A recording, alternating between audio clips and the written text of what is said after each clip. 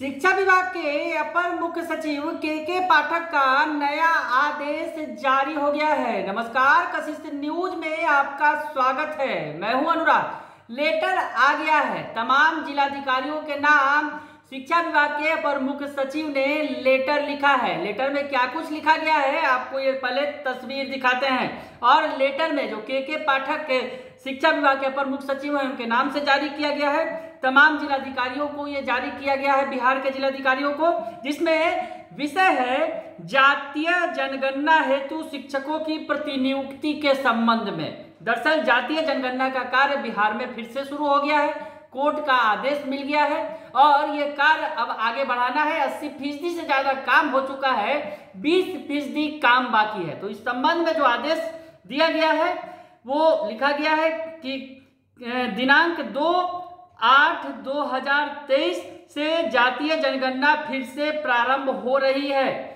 आपसे अनुरोध है शिक्षकों की प्रतिनियुक्ति करते समय इस बात का ध्यान रखें कि कोई भी विद्यालय पूरी तरह शिक्षक विहीन न हो जाए। शिक्षकों को केवल जातीय जनगणना के कार्य में लगाया जाए, अन्य कोई प्रशासनिक कार्य न लिया जाए। तो ये जिलाधिकारियों को निर्देश दिया है के पाठक ने, शिक्षा विभाग के अपर मुख्य सचिव ने। इसके साथ ही ये स्पष्ट हो गया कि जाति जनगणना के कार्य में शिक्षकों को लगाया जाएगा। दरअसल ये सवाल खड़ा हो रहा था क्योंकि पिछले दिनों, महज 2 दिनों पहले ही शिक्षा विभाग के अपर मुख्य सचिव के पाठक के द्वारा ही एक लेटर जारी किया गया था जिले के जिलाधिकारियों को ही।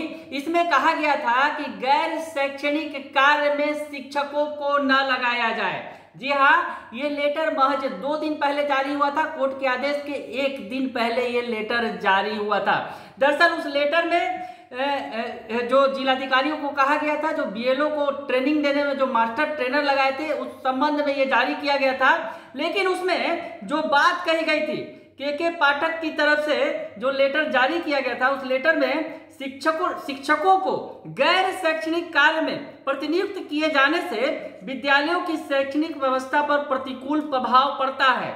ज्ञातव्य हो कि विद्यालयों की शिक्षण व्यवस्था में सुधार के लिए शिक्षा विभाग द्वारा कई आवश्यक पहल किए जा रहे हैं, जिसके लिए शिक्षकों की विद्यालय में ससमय उपस्थिति अनिवार्य है। तो ये लेटर में लिखा गया था। ये लेटर महज 2 दिन पहले जारी हुआ है। 31 जुलाई को ये लेटर जारी किया गया, जिसमें ये बातें कही गई कि शिक्षकों को गैर शैक्षणिक कार्य में नहीं लगाया जाए। और इसी लेटर के आधार पर जो शिक्षक संघ है उन्होंने के पाठक को घेरना शुरू कर दिया और ये सवाल पूछने लगे वो कि क्या जातीय जनगणना का जो काम है, क्या वो शैक्षणिक काम है या गैर शैक्षणिक काम है। जब गैर शैक्षणिक काम है तो ऐसे में शिक्षकों को फिर इसमें क्यों लगाया जाएगा। तमाम तरह के सवाल शिक्षक संघ खड़े करने लगे थे।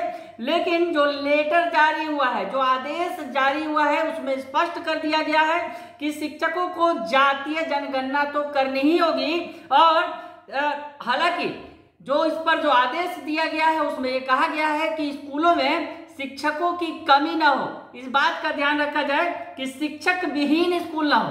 तो बड़ा सवाल ये भी खड़ा होगा कि जिस स्कूल में, ज्यादातर स्कूलों में चंद शिक्षकों के भरोसे जो स्कूल चल रहे हैं, उन स्कूलों में क्या होगा जब वो शिक्षक जो ड्यूटी पर पहले से तैनात थे जातीय जनगणना में, तो ऐसे में फिर से वो ड्यूटी पर जाएंगे तो ये स्कूल कैसे चलेगा। अब अधिकारी इसे कैसे मैनेज करेंगे वो समझें, लेकिन बड़ा सवाल तो ये खड़ा हो ही रहा है। लेकिन जो बात आदेश में कही गई है कि शिक्षकों की प्रतिनियुक्ति अब केवल जाति जनगणना में ही होगी, दूसरी और कोई प्रशासनिक कार्य शिक्षकों से नहीं लिए जाएंगे।